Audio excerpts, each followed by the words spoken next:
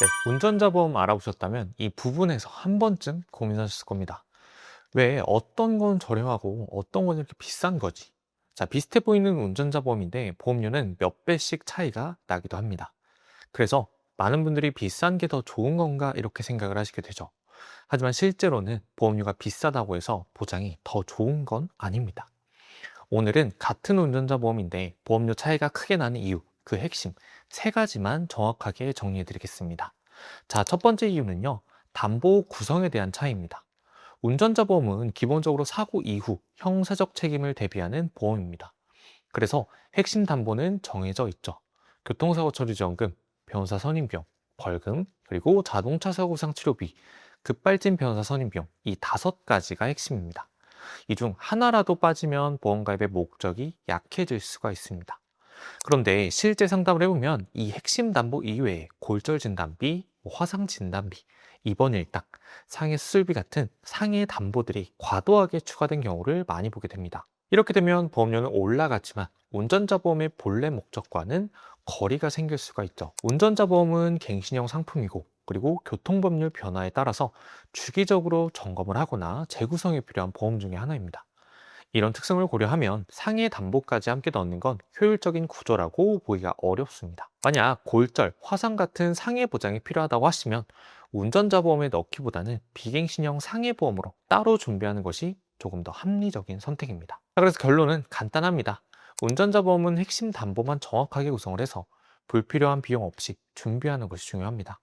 과하게 담보를 넣기보다는 필요한 보장만 담아서 부담 없는 보험료로 유지하는 것이 가장 좋은 구조라고 말씀드리고 싶습니다. 두 번째 이유는 보험사에 따른 구조 차이인데요.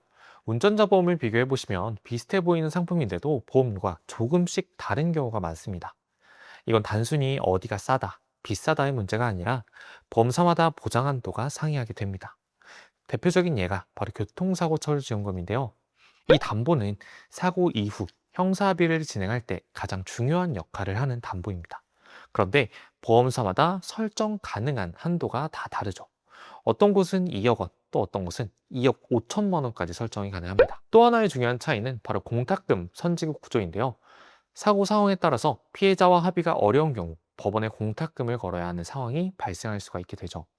이때 보험사마다 선지급 비율이 다 다른데 어떤 곳은 50%, 어떤 곳은 70%까지 선지급이 가능합니다. 이 차이는 실제 사고 상황에서 체감되는 부분이 크기 때문에 보험료에도 영향을 주게 됩니다. 이처럼 담보 한도와 지급 구조가 보험사마다 다르기 때문에 같은 운전자 보험이라도 보험사마다 보험료 차이가 약간은 발생할 수가 있게 되죠. 하지만 실제 상담을 해보면 보험사 차이보다 이 보험료를 더 크게 좌우하는 요소가 있는데 바로 적립금 구성 여부입니다. 마지막 세 번째인데요. 운전자 보험이 유독 비싸다고 느껴지는 경우를 보면 대부분 적립금이 포함된 구조였습니다.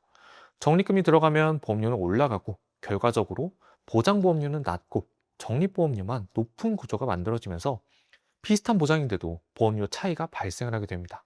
그래서 운전자 보험은 불필요한 적립금을 넣기보다는 필요한 보장만 중심으로 구성하는 것이 훨씬 합리적인 구조입니다. 정리해보면 운전자 보험 보험료가 달라진 이유는 세 가지. 첫 번째는 담보 구성 차이, 두 번째는 보험사의 구조 차이, 세 번째는 적립금 구성 여부. 결국 중요한 건 보험료 금액이 아니라 보험의 구조입니다. 이 기준만 잘 맞추면 운전자 보험은 부담 없이 준비할 수 있는 보험이죠. 자, 그럼 실제로 이 기준을 적용했을 때 어떤 구조로 설계되는지 지금부터 설계 예시를 통해서 보여드리겠습니다. 30세 여성 기준이고 월 보험료 1157원, 최소 보험료 1만 원에 맞췄습니다. 먼저 기본 담보를 보시면 자동차 사고 비상 치료비 1에서 7급 100만 원이 기본으로 들어가 있고요. 추가적으로 자동차 사고 비상 치료비를 3천만 원까지 확대를 해서 구성을 했습니다. 이 담보는 사고로 인해 부상을 입었을 때 부상 등급에 따라 보험금이 지급되는 구조를 말을 합니다. 예를 들어 14급 기준 약 30만 원 정도를 받을 수가 있고 부상 등급이 높아질수록 보장 금액도 커지는 구조입니다. 다음은 중증 자동차 사고 부상 치료비. 이 담보는 부상 등급 1급에서 3급 정도의 중상해 사고가 발생을 했을 때 추가적으로 보험금을 받을 수 있도록 구성을 했습니다. 그 다음 교통사고 처리 지원금, 흔히 형사 합의금이라고 불리는 담보인데요.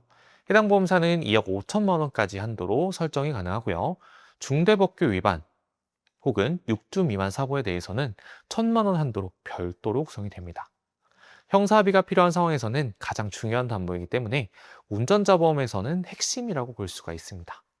자, 다음 벌금 담보. 대인 벌금은 민식이법을 포함해서 최대 3천만 원, 대물 벌금은 500만 원 한도 구성, 그리고 변호사 선임 비용, 신급별 기준으로 총 1,500만 원 한도, 즉 1심, 2심, 3심 각 단계별로 500만 원 보장되는 구조입니다.